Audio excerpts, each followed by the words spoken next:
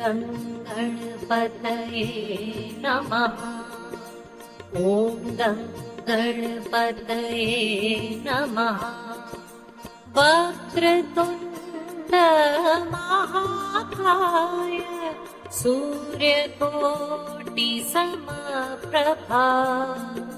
निर्विघ्नं कुरु मे देव सर्वकार्येषु सर्वदा।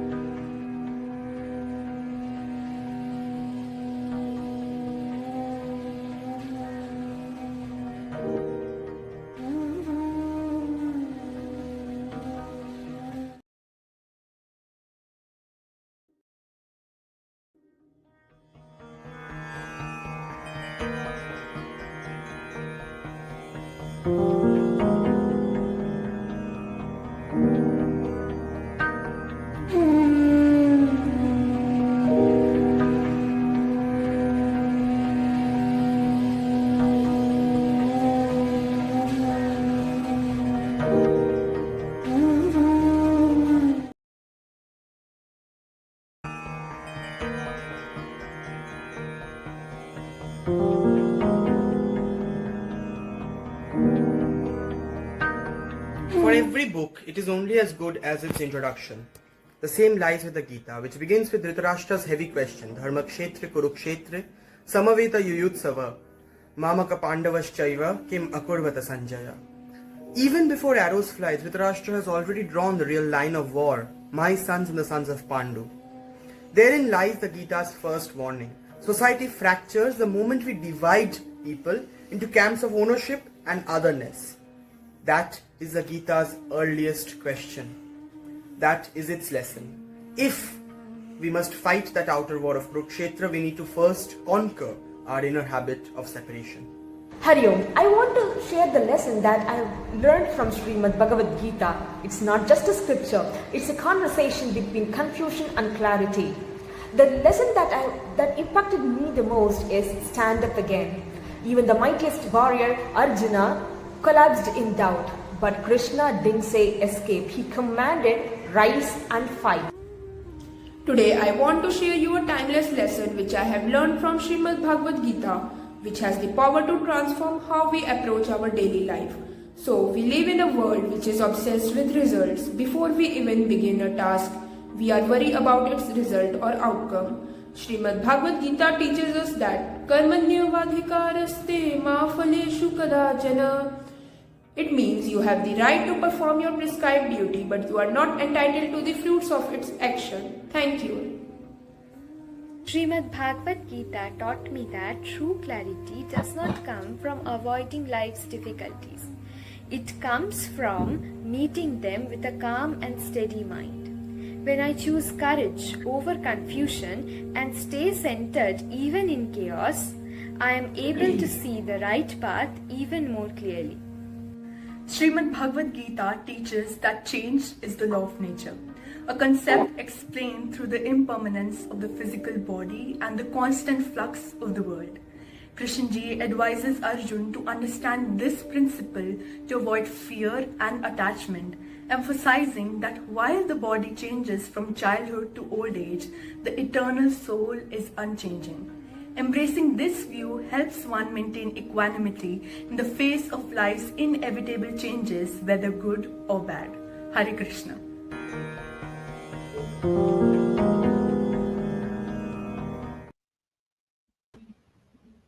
Jayadhari Ma, Hare Krishna, Hare Krishna. Rupa ji, very welcome, very welcome. We welcome our children, Mommy Gratitude. I want to show you the book. I had this, I picked it up a long time back, and we did not know we were going to be meeting you like this. It's a delightful book, and I think Lord has blessed you with this. Hare Krishna to you, Hare Krishna to all of you. Wish you all a very, very blessed Bhagavad Srimad Bhagavad Gita Jayanti, Gita Jayanti, Gita Ji. It's the Lord's song. It's the Lord's Vani. Mummy, Ji, why don't you share your thoughts and then we start talking to Rupa Ji. Whatever I've heard so far from these, thank you, Rupa, for joining us. Thank you so much for having me, Dr. Bedi. I know we were looking for you, and it turned out to be the Gita Day. What better could it be, Rupa? So, love to listen to you and today hear and educate myself more. But so far, whatever the little girls have said so far, Anushka said, we have four. Whoever said, I heard Anushka, Ananya, Anushka will Ipsita, join you. Acha, Johnny, Ipsito, Yes. Harita, what wonderful names you have.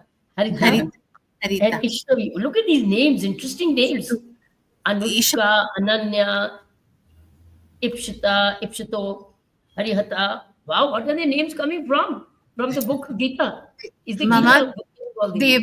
they've all grown up. Just Huh? they've grown up so beautifully in front of us, and Lovely. to hear them You, talk is very blessed. What they've Yes. said, very whatever blessed. you said so far is so much, so very. I'm wondering where is it coming from? I'm sure Rupa, you must be impressed too. Very, very, actually. They seem to have internalized some of the core concepts beautifully. Yeah. हाँ, that is the appear कि ये मैं इनको सुन लूं क्योंकि ये तो मुझे नहीं आता है. Yeah, true. Please go ahead. Please go ahead. Rupa ji, just you want to share your thoughts, or would you like to start? Would you like to share your thoughts about how you wrote the book? How did it come to you? Because it's Lord's blessing to you.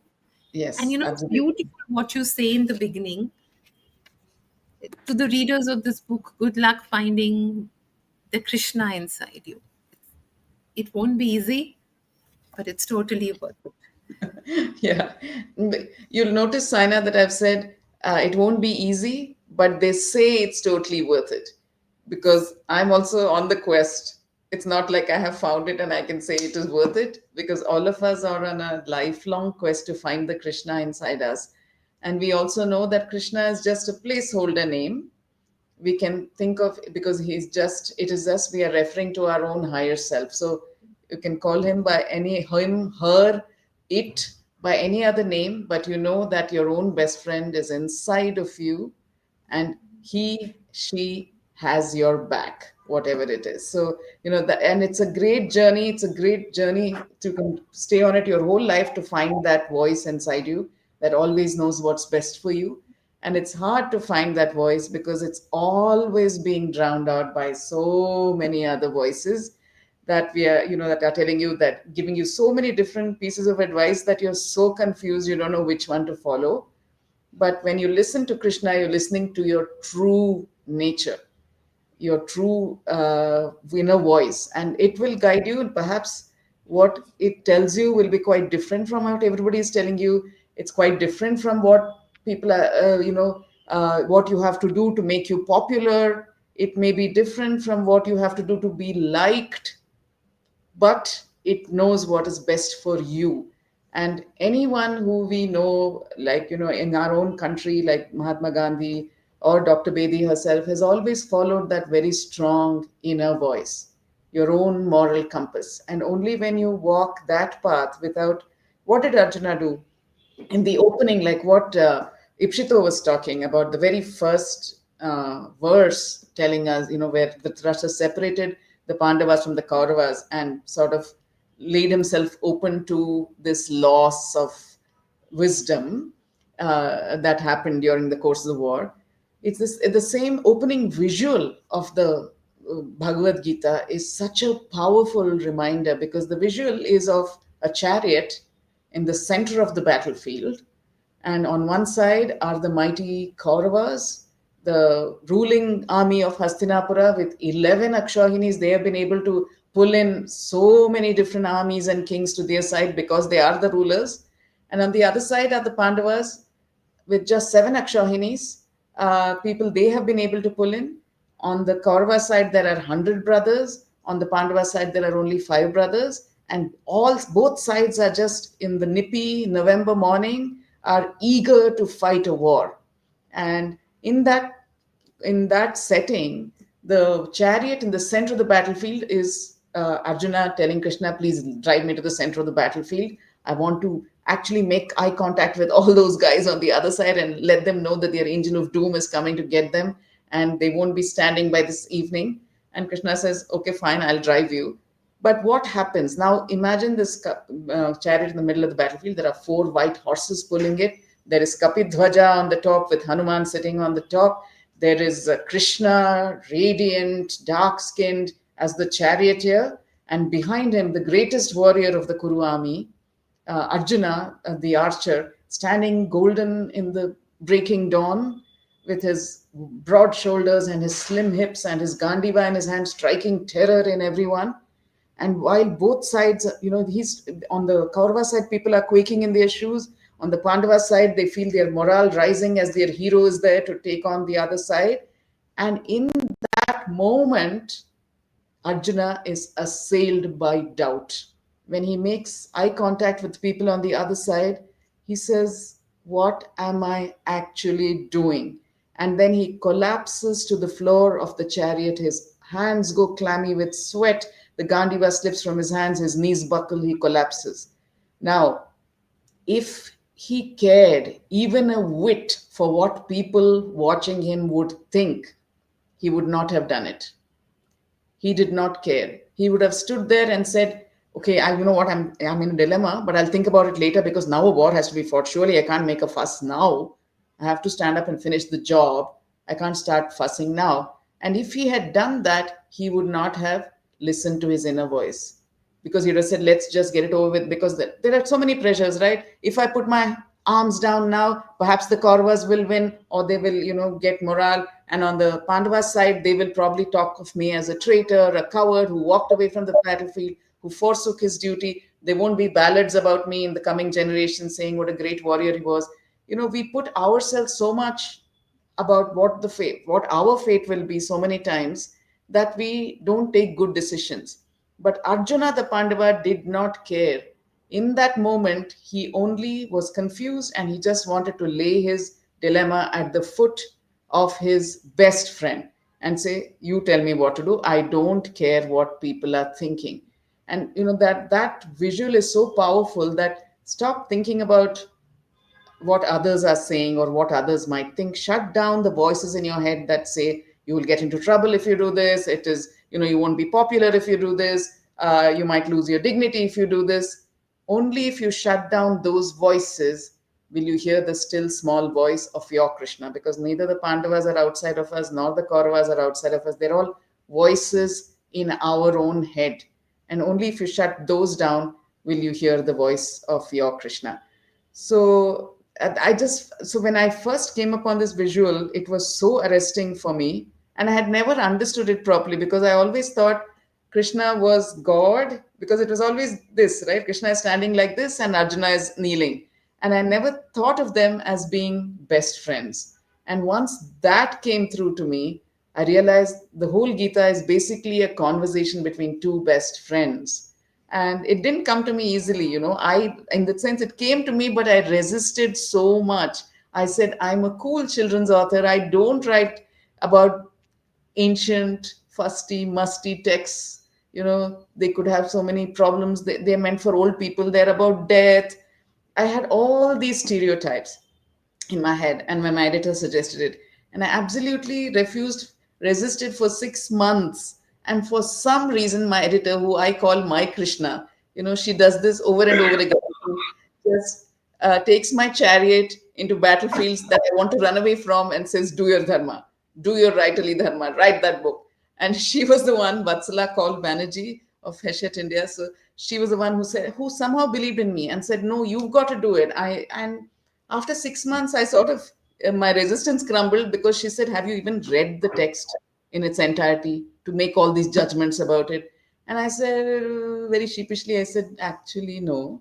And she said, don't you think that would be fair to the text to read it first and understand it before you make all these, have all these opinions about it? And I said, yes. and I began to read. I didn't know Sanskrit. I have never studied it. At that time, I hadn't. Now in COVID, I studied a bit of Sanskrit, but at that time, I hadn't. The book is 10 years old this year. And I took English commentaries from the West, from the East, from religious people, from spiritual heads of mutts, from ordinary people, from thinkers. And I put it all together and I began to read, and my mind was blown, Saina.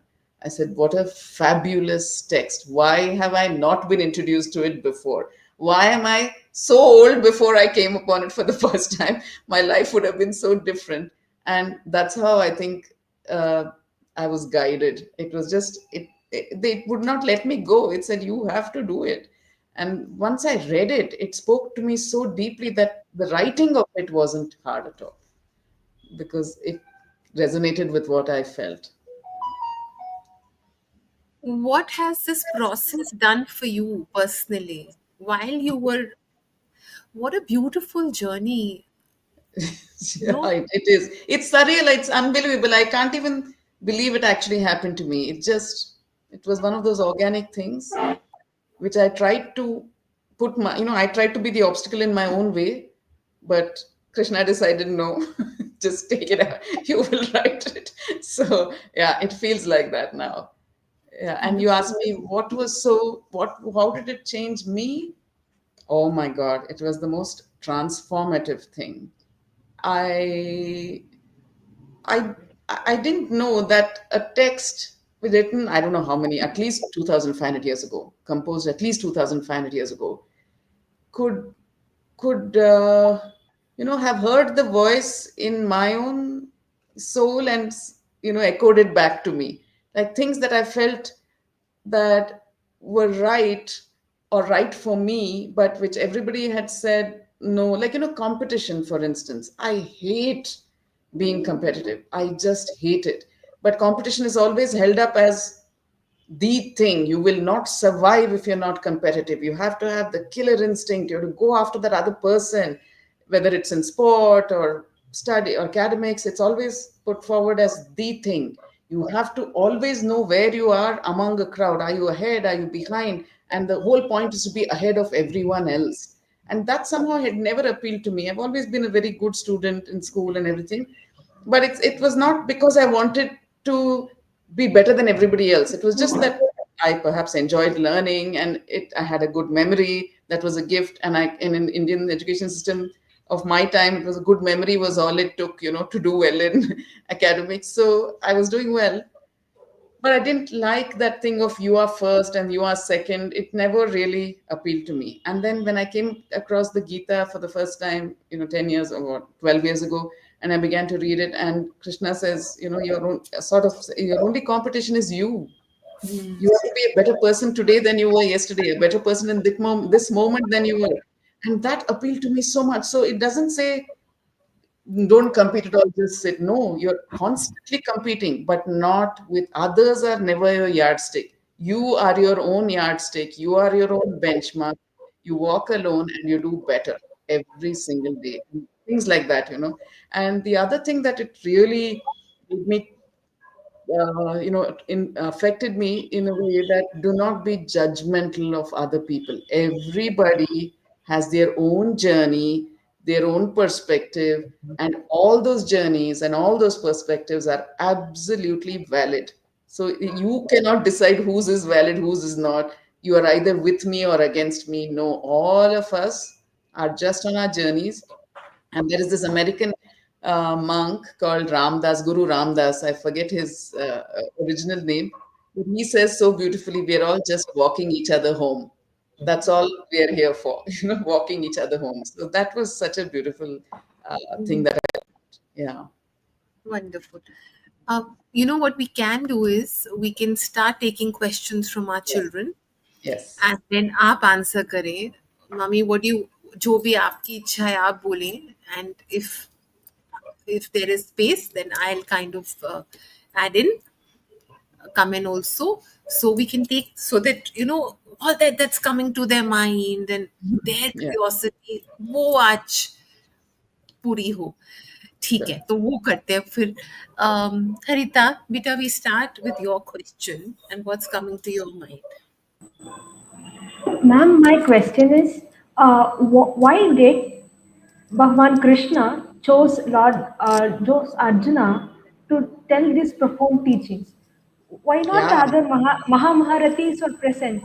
Why aren't they doubtful?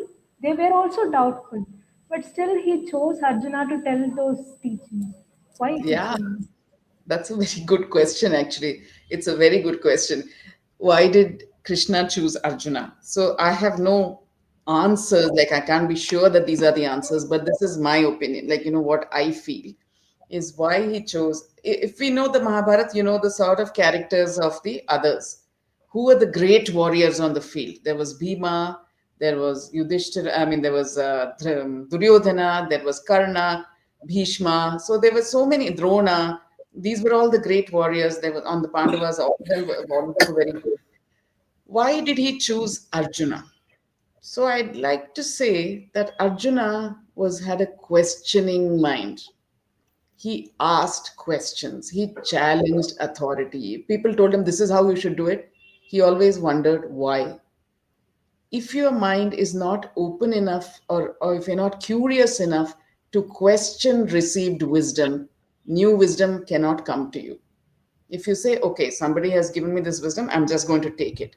The point of being a human being and having a mind that can reason is that one must use it to question.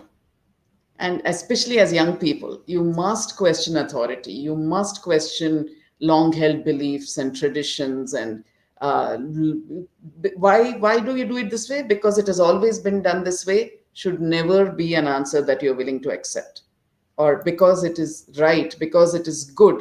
You say, and if you notice anything that you don't feel is right, you have to ask.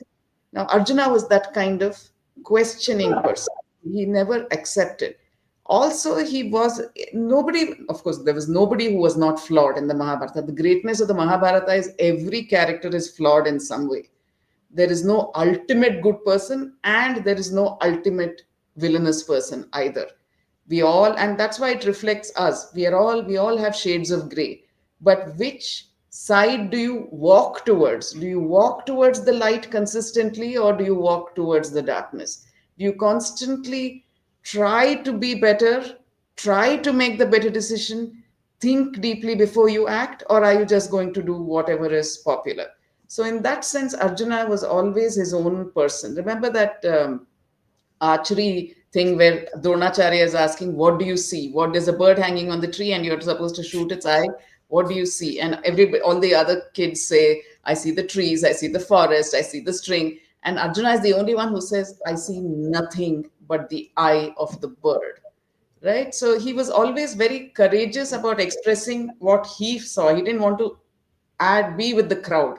He if everybody had an answer, he would have a different answer always. Okay, and he had his flaws. We know what happened with Eklavya, right? He was so threatened by another archer being as good as him or doing something that he hadn't been able to do, or he didn't know if he could do, that he immediately went to his teacher. So he has dealt with the darkness in his soul. He has constantly engaged with darkness and light, and tried to go towards the light, being pulled back by the darkness. All that has happened to him.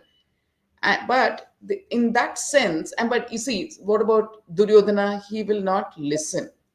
He's so sure that he knows he can only see his own purpose.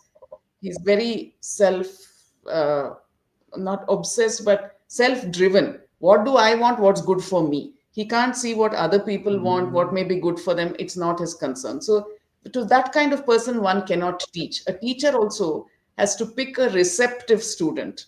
Only if the student is open to listen, then the teacher gets some joy out of it. Otherwise, it's like hitting an impenetrable wall. So Arjuna was always a little more open because he himself was not sure. So he's willing to listen if somebody tells him something. What about Yudhishthira? Yudhishthira was like, he was so stuck to doing things by the book. I will not lie means I will not lie. And sometimes, but the Gita is all about circumstantial dharma. In this circumstance, what is my dharma? It's not like I have to always tell the truth. In some cases, it may not be the wisest thing to tell the truth as it is. But Yudhishthira would not be able to see those things. He's like, no, I have my rule book, and I'm going to do exactly as it says. But Arjuna always questions.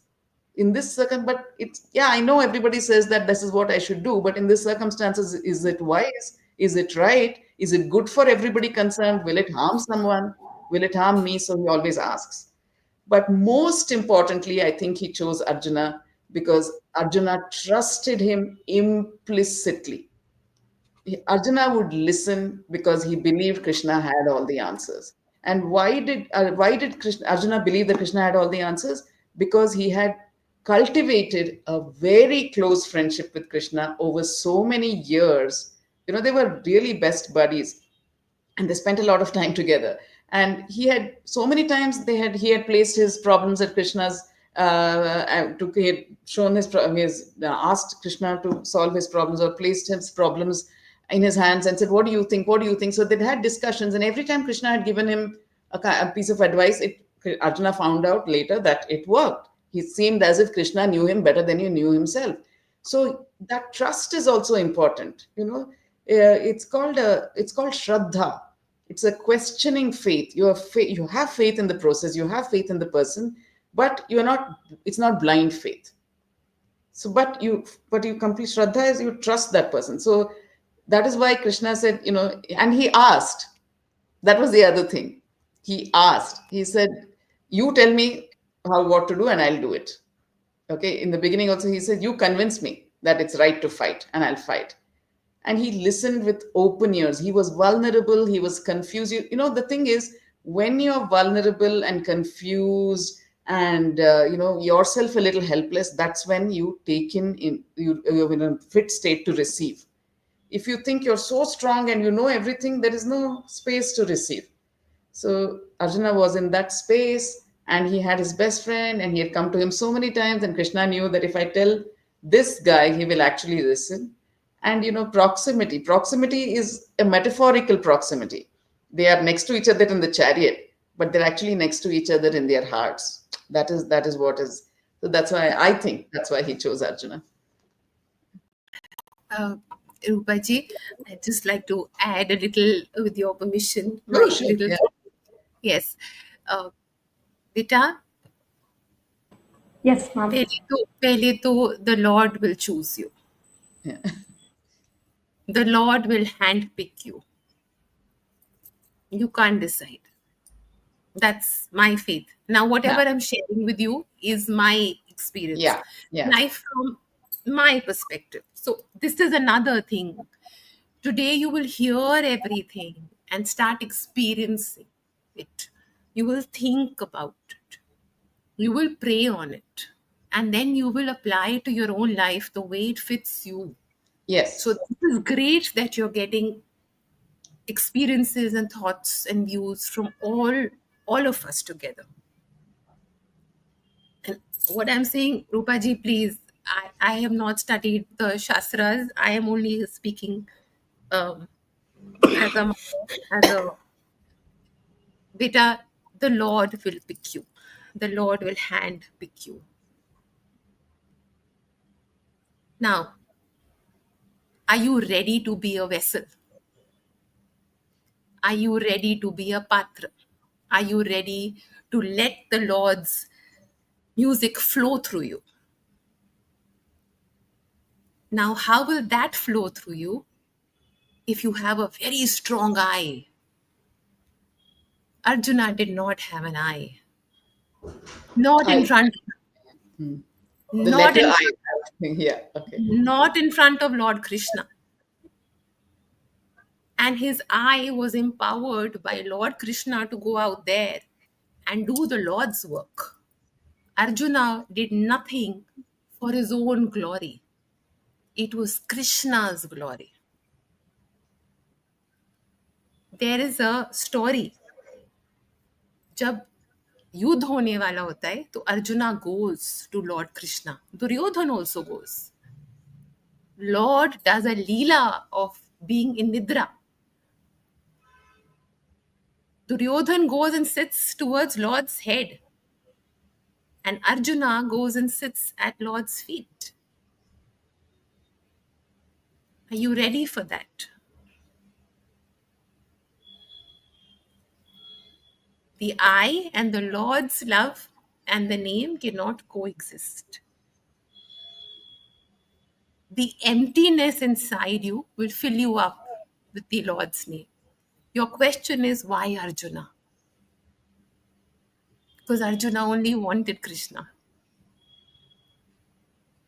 I'll ask you a question.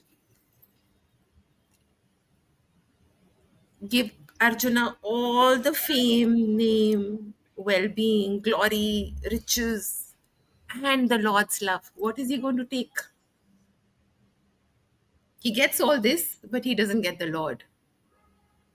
He has a path to walk, but he has the Lord. Where will Arjuna's eyes go? The easy answers, the easy solutions, the comfort zone, or the righteous path with the Lord? So that's the answer. The Lord knew that Arjuna will walk the path with my name. Rupaji, please, Mummy, this is, I think it's love. It's love.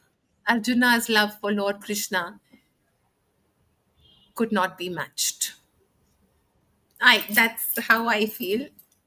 No, Rupaji. I think I said about the same thing, but I used some different words, I feel. Let's Yeah. go to the second. Let's go to the second student. Yes. Ipshito. Ipshito. Let her ask. Yes. Ipshito, our big boy. Ask, boy. My question to you would be when Krishna shows Arjuna his Vishwarupa, Arjuna can hardly take it. He instantly reverts back and says, I want to see you as my friend, nothing more. Why is this the case? And after that, why does Krishna choose Arjuna to reveal the Vishwarupa too if he knows that Arjuna cannot take it? Cannot take that magnitude of power and pure uh, outburst of creation itself. Yeah, well, Krishna revealed himself in that form because Arjuna asked to see him in that form. Arjuna begged him to reveal himself, and it's not a sight granted to everyone at all. But because Arjuna was so curious and so eager to see the Lord as to see Krishna in his universal form as creation itself, and that's why Krishna was just indulging his devotee friend, the not even devotee friend. It was the curious mind, the person who really seeks, the seeker. If you go seeking after it and say, I'm willing to take whatever it is, however hard it may be to digest, I'm willing to see it. Just show me who you truly are. And why was that so magnificent and so scary and wonderful and awesome at the same time? It was terrifying as much as it was magnificent. And why is that? Because truth is that. Truth is not simple, it's not beautiful. Truth is complex, truth is prickly, truth is complicated. And only if you can take the truth in its entirety, if you have a heart and mind large enough to embrace the truth in all its complexity and difficulty, then it will be revealed to you. Otherwise, you can't take it at all. You won't know what, you'll get even more confused. But here, Krishna was saying the truth is not easy to bear. There is no simple truth. Even Oscar Wilde says that the truth is rarely pure and never simple. Whose truth? Because it's also whose truth. Your truth is very different from somebody else's truth. It's very much dependent on perspective, point of view, your experience, the family you've grown up in, your mindset, your nature. To everybody, the truth looks different. Only something as all encompassing, as compassionate, as able to see from 1,000 million different eyes, only an entity like that will be able to see truth from every perspective and still not be judgmental about any of them. So when something is terrifying and awe-inspiring, you can't choose. You have to, if you take the awe-inspiring, you have to take the terrifying with it. Because any journey that you make, any quest in your life, any journey is going to be full of both contradictions always. Nothing will be entirely smooth and beautiful and awe-inspiring, and nothing will be entirely so scary that you can't walk the path. You walk the razor's edge. The Upanishads talk about walking the razor's edge. It's a very precarious journey. There'll be, at any given time, you can fall or you can rise. It doesn't always depend on your decisions or your choices. There are too many other actors in the play. You don't know what's going to happen. But if you take the courage and say, show it to me, I will see it, I will take it. Whatever you show to me, however difficult it is to take, however awful it is to bear, I'm ready. Then you have some chance of success in your quest. Then you go on. But too much of that all the time was too much. And then he said, you know what? I can't bear it anymore. Just come and be my friend again, please. Because that form of yours, I can take it, it gives succor to my soul. So please come back. And so Krishna said, okay, you had a glimpse of it. The path ahead is not going to be easy because, even though Arjuna did pick up his bow and fight, at the end of the war, again, he must have had his doubts. What did I do? What did I just do? I lost everything. It's not just because at one point you are very firm in your decision, have thought about it, I'm mindful. You cannot even imagine all the consequences that will result as a result of your action. But whatever those consequences are, you have to embrace them because they came about because of your action. Only you can take them. So all these are revealed in that moment. Yes, beautiful. Mama, any thoughts coming to your mind? I'm still listening. I'm relishing.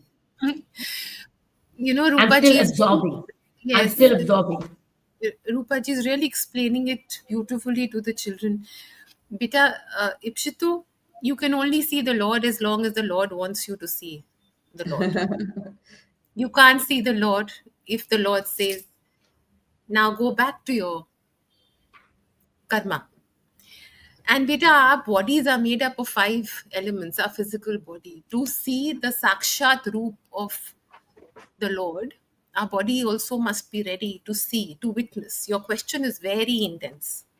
But as children, as householders, just feel so much of love for the Lord that sometimes when you're praying, let the tears flow because you love the Lord and you feel a deep connect with the Lord.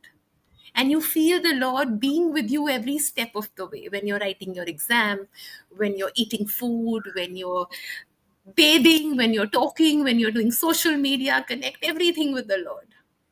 You'll see the Lord in everything and it'll start getting purified. You'll start making the right choices. So try that. Try that, bache. Ji, Ishanvi, yes, yes. Hare Krishna, ma'am. My question is, how can one remain detached while fulfilling worldly duties with full sincerity, as taught in the concept of Nishkam Karma? Yes, one of the most difficult questions in the world because it is very, very hard to remain detached. You can try all you will, but your nature will force you to. How can you not be attached? It's so hard.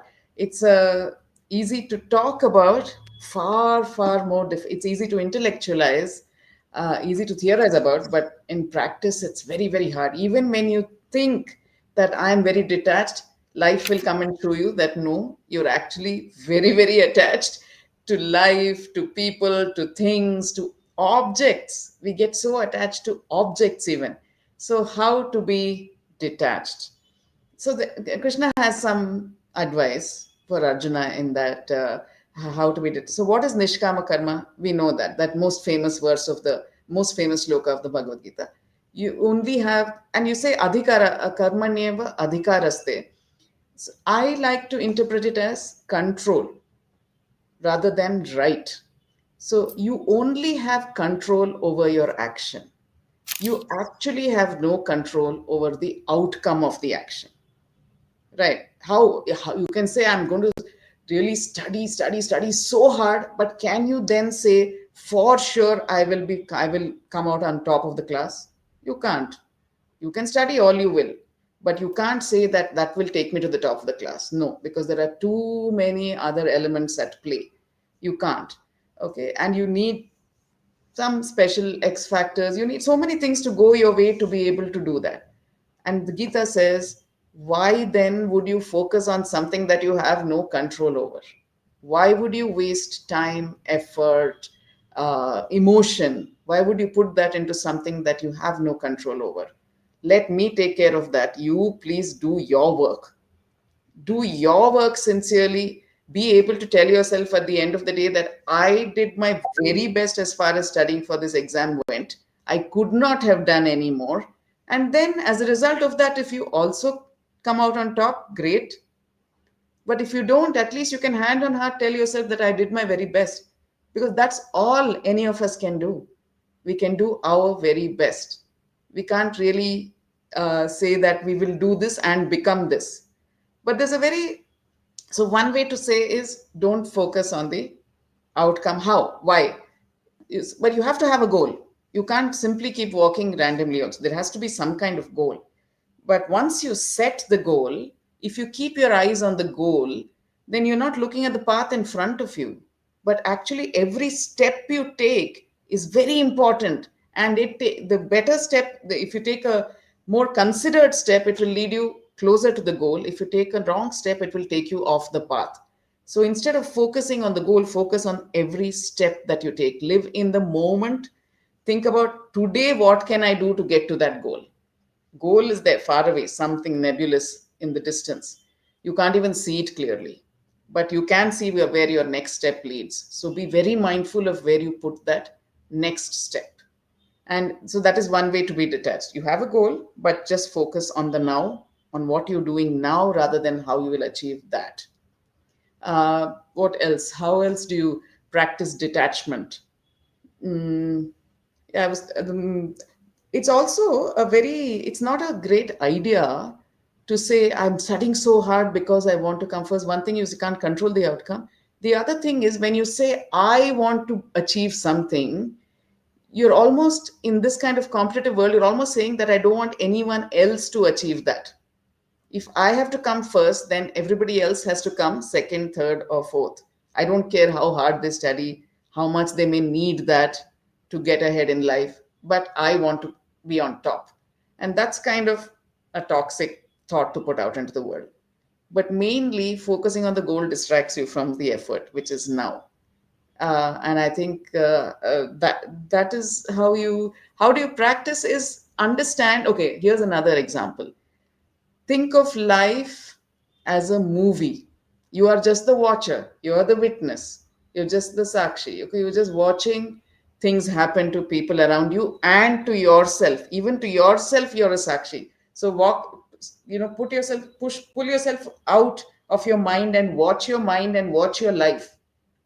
When you watch a film, unless you feel with the characters, unless you cry, unless you laugh with them, it's not a great film and the enjoyment is not great. If you say, I'm going to be detached from the film and just watch like this, it's not fun. So when we in a dark movie hall, we enter into the lives of those characters, we feel for them, we cry for them, all of that is great. But there's always a parallel thought process in our mind which tells us it's just a movie. It's just a movie. At the end of 3 hours, you're going to walk out and you're going to be the same. Nothing is going to have happened to you. If we can have that same attitude while we're looking at our lives and somebody else's lives and say, yes, it's all happening and I'm enjoying it. It's a beautiful journey. I'm grieving and all that is there. But, it's just a film. It's just, I am very separate from it.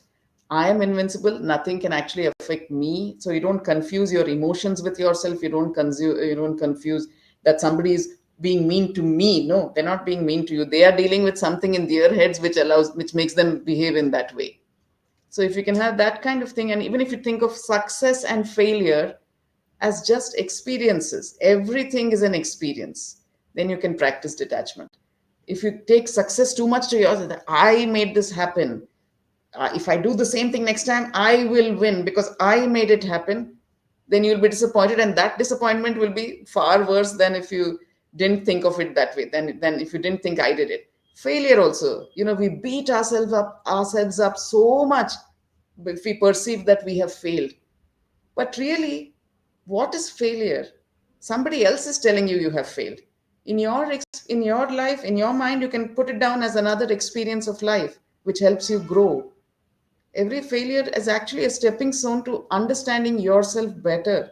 And the whole purpose of life is to understand who you are so that you can act closer and closer to your specific nature.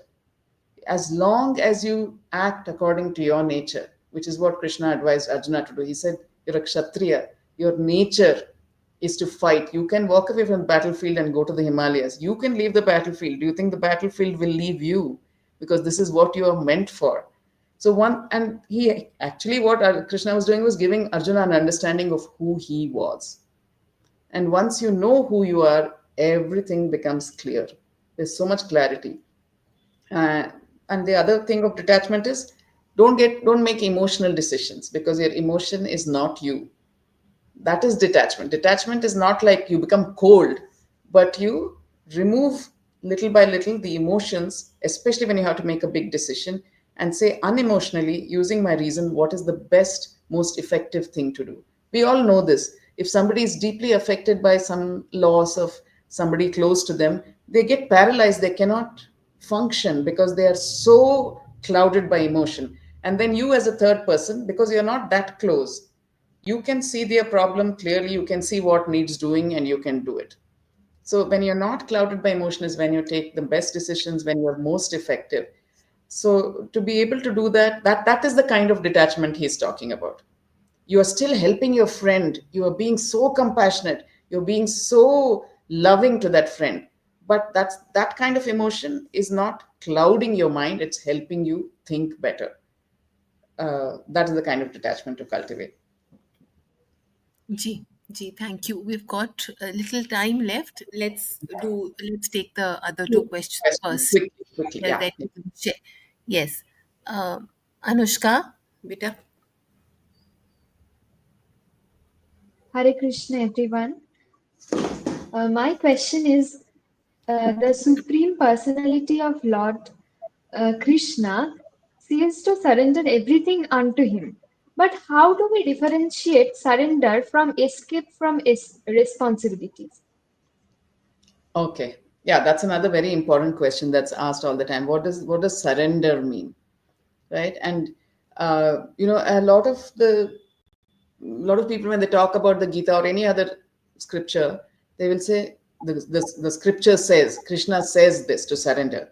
But a lot of time what is missed out is Krishna also says something else. Okay, so when you can read it or understand it in its entirety, all the things that Krishna says, otherwise it feels like it's being taken out of context. He says surrender everything to me, but he also says very clearly that inaction is not an option. Inaction is not an option. You can't just sit down and say, I have surrendered to Krishna. That is not what you do. You do what you need to do, your dharma, with full, whatever your duty is, whatever you need to do in that circumstance, you do it any without any, you do 200% of it. Okay, so surrender means surrender the outcome, whatever is going to come as a result of your action, that you offer to the Lord, because you can't control it. Offer to the universe. Say, you know, I don't know what will happen, but since I have given my very best effort, I know that whatever happens, I I will not have regrets about it. I will not say if I had thought about it better, I would have done it better.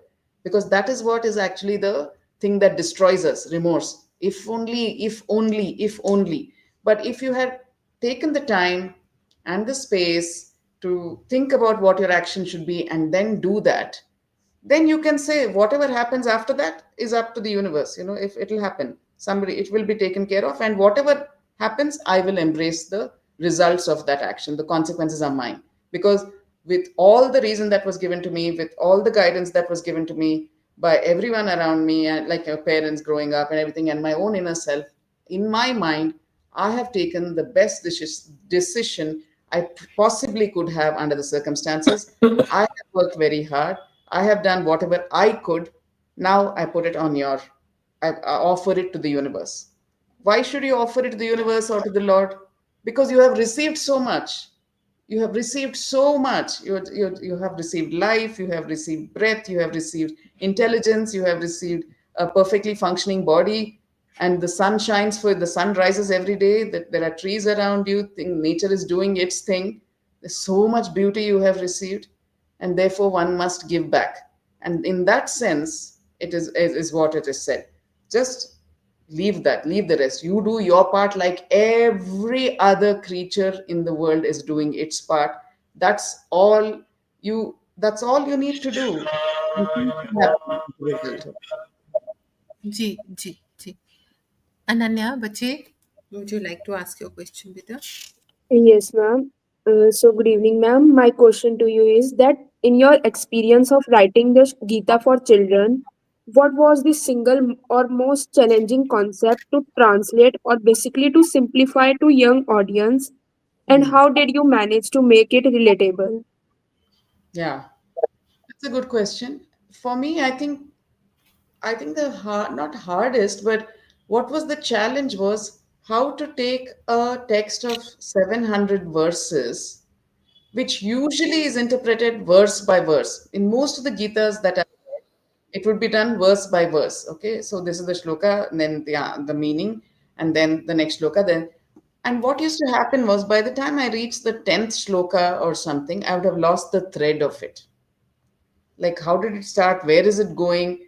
Why did this? I felt there were some pieces that I could put in between to make it easier to flow like a story rather than go by shloka. I thought for children it would be best if you get this, if I got the sense of it and then made it flow like a story. But that was one challenge. Okay, so I said, how do I make the shlokas instead of doing one by one? How to make it into a story? So that because children's attention is held by stories, not so when they, especially for children.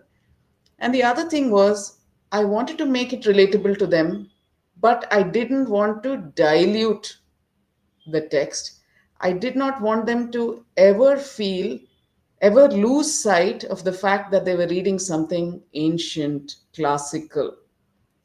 So I said, I can't have them speak to each other in very contemporary English, like two teenagers would speak today to each other. I can't do that because then they would imagine that it is as relevant to today as it was then, but it comes from an ancient text, and I don't want them to lose sight of that. But I do want to address kids in a conversational tone because that's what they respond to, and I want to tell them something, a lesson from the Gita in a way that they will understand. So then I came up with this idea of two parts to each chapter. One part was what we used to call in our with my editor, we used to call them the white pages.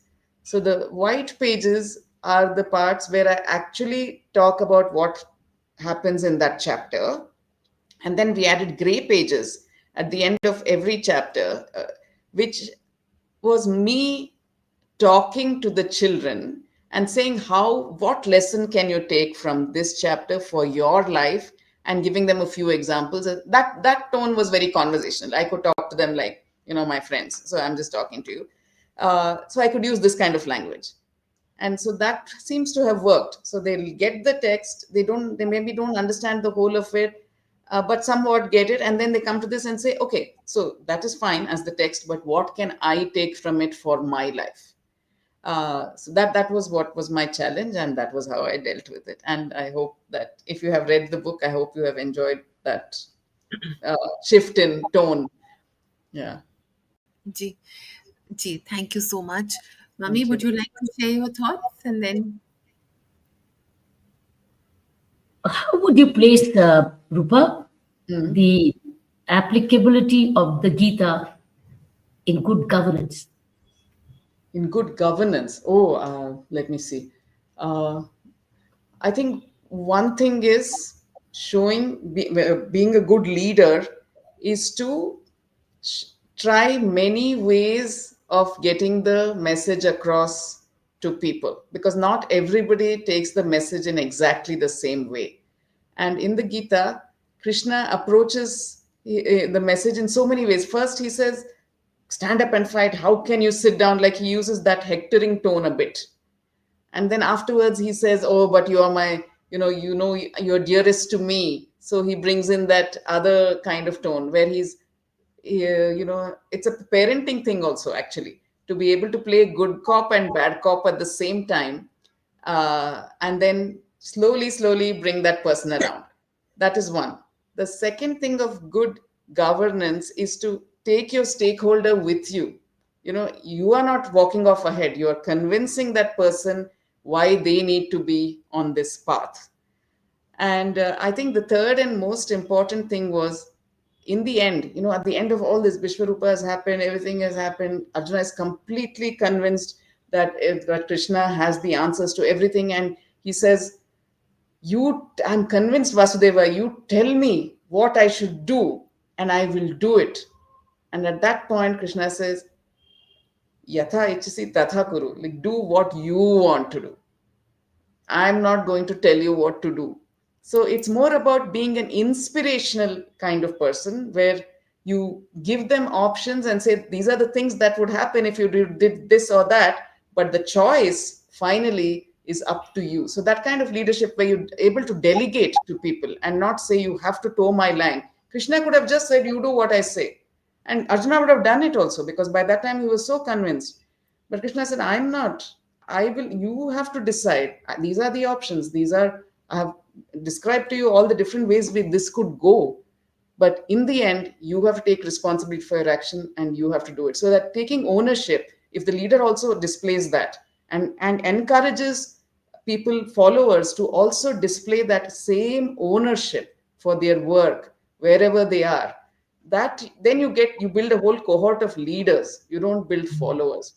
And So that the key is sense of ownership, yes, sense yes, of ownership, and sense of responsibility. responsibility for every action that you take. Yeah. As Sri Ravi Shankar said once, you cannot be corrupt if you belong to the place.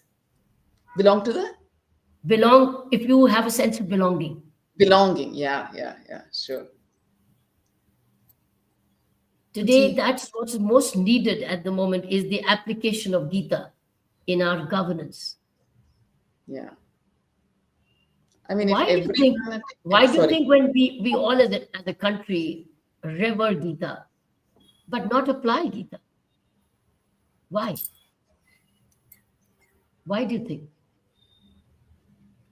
We as people, we as people, all all revere Gita, all celebrate Krishna consciousness all the time.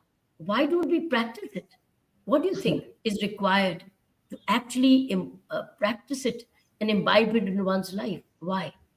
What do you think is needed? Applicability of Gita. What are the few steps you can suggest for the youth, the people, everybody across length and all sections of society? How do we live Gita? I think if each of us does our own work to the best of our ability without comparing ourselves to others, without, trying to cut corners, trying to get convenience for, or saying, or the whataboutery, what about them? They are not doing, so why should I do? Just leave all of that. And why our leaders themselves are not doing, so why should I do? Doesn't matter whether anybody else is doing it or not. If each of us, from the lowest to the highest, from the weakest sections to the highest sections, if each of us can do our own duty absolutely to the best of our ability, the entire society will suddenly be a far more beautiful society than it is. So I think that's all we need to take pride in our own work. Don't think of your work as less than or less important, less relevant than anybody else's. Whatever tiny job you've been given at any time of the day or any phase of your life, do it to the best of your ability and with great dedication and almost like a sense of that devotion, because work is sacred. Work is sacred. They say work is worship. In Kannada, we say kaya kave kailasa. Work is worship. Just do that work to the best of your ability. Treat it like a puja. Every action that you do, and that's what it means. Offer or every action to me. Treat every action that you do as a form of worship. Every piece of work, and I think we'll have a great society. Are you children made this suggestion in the school assemblies? Are you children? Have you ever heard your teachers or assemblies discuss Gita? Yes, ma'am. In our school, we have we will be memorizing the Gita, and we'll have competitions. We belong to Chinya Mission, ma'am. So we used to have competitions, and like up to from my first standard to ninth standard, I know up to 9 chapters in by heart. So each year, one chapter we will be given with, and we have to know the verses with the meaning. So by this And you? we I Okay, good. Ipshita, you? Did you ever hear it in the school? I can understand Chinmaya Mission doing this because We have Chinmaya had Mission. discussions in the school because we have classes which speak on a variety of topics. So we have had the discussions on the Gita and on other religious scriptures as well, contrasting them together and bringing about the parallels that exist between several of them on a common note. I am from a Catholic minority school, so I am a part of such a school. So we do have those discussions, yes. Discussions of what kind? Once in a while or on a regular No, basis? they are usually in earlier we had it two classes in a week. Now with the advent of the exams, it's been reduced to one class in a week, and it's on a variety of topics. It's basically a moral class on morality, moral science, etc. So the Gita forms a part of the discussions that we have over there, ma'am. What do you discuss? A shloka or a It is philosophy? a Character? philosophy and a general topic. Like, for example, the part that I picked up in my short speech over there, that was something that we discussed over there. That the Gita has several warnings, but its first warning is that society will fracture the moment we sow the seeds of division, the moment we claim some people are ours and some are not, and that will ultimately find us fighting on the Kurukshetra. Ishnavi? Good evening, ma'am. It's Shanvi. Tanvi? Ma'am, I've studied from a convent school, and actually, we weren't. Our articles used to get checked. We weren't really allowed, I think, to speak on the Gita because we used to discuss the Bible in moral science class, but not the Not Gita. the All Gita. The other yeah. two? Good evening, Anushka? ma'am. Good Huh. evening, ma'am. Anna, Uh, in yes. in our school, we used to have Gita chanting competition. We used to have Havan Yajnas every Monday, as our school followed Arya Samaj. And the other young lady? Anushka? Good Anushka? evening, Yeah. ma'am. We used to have clubs in our school. So the public speaking club in which I was enrolled in, we used to have discussions and various interpretations of the single slok. The various interpretations from the single slok that we can get, we used to discuss on that. So yes, we had discussions about Gita in our school. Well, Rupa, one of the biggest takeaways I got out of the Gita, reading of the Gita, understanding of the Gita, I went away for a while. I was having a bout of cough. So, sorry if you discussed it. Is the Indriya concept, the five Indriya of the five absorptions, where how do you withdraw? Unless you withdraw these five Indriya, and that's what leads to you to meditation and your Yeah. self introspection. If you Yeah. discuss even in my absence. I'm No. grateful I missed it, sorry. But I No. think what goes inside the ear, what goes inside the eye, what goes inside the mouth, what goes inside here, and what I think it's the five indriyas, the five senses, as he said, the five horses were they mentioned. So if you have them in your control, the five senses, you remain on track. But if your five senses go different directions, that's when the you will go different and the horses will go different directions.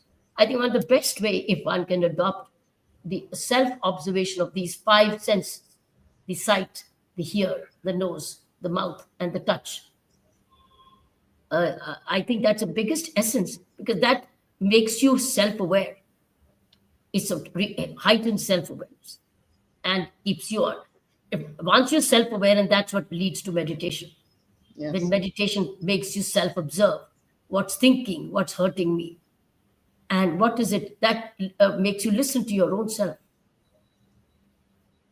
I thought I would just share with you my essence of it.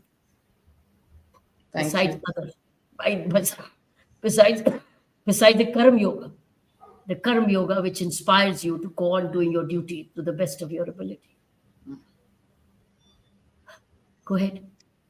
Ji time तो पूरा हो गया है, but a lot to share. I think बच्चों take away तो अब time अभी नहीं है. I think I shared my little thoughts with you, but I think God is simple, everything else is complicated. Can I just play something, Saina? जी जी जी.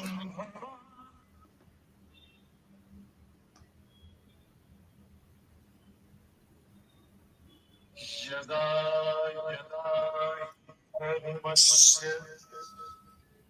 ग्लानिर्भवति भारत अभ्युत्थानम् अधर्मस्य तदात्मानं सृजाम्यहम् परित्राणाय साधूनां विनाशाय च दुष्कृताम् धर्म संस्थापनार्थाय संभवामि.